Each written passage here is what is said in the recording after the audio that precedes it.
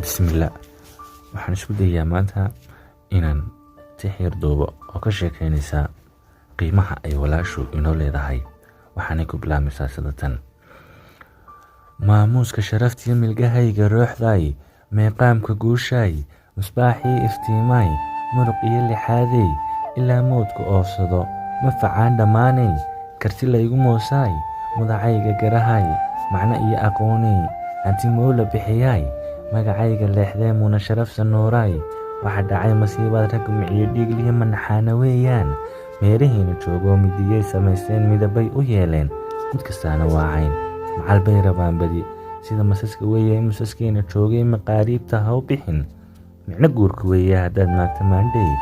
mudanahaagu yuu noqon cadho miidhan iyo buuq, maskax gaaban iyo faan, hadal miidhan iyo dood, muslim aan salaad garan, marduuf jaada yacay oo maamulkaaga aan garan, micno male kuwaasii rabbi adiga kaamuus, balse mudanahaagu noqoy shara miidhan iyo nuur, muumin garan xilkiisiyo minad qura ku caajisiin, murugiyo ku badan ciil,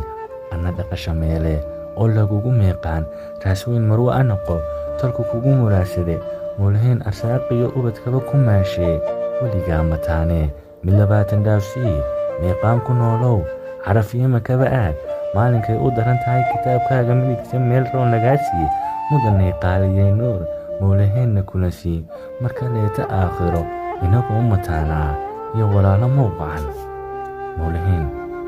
muulahaynna kula sii. السلام عليكم.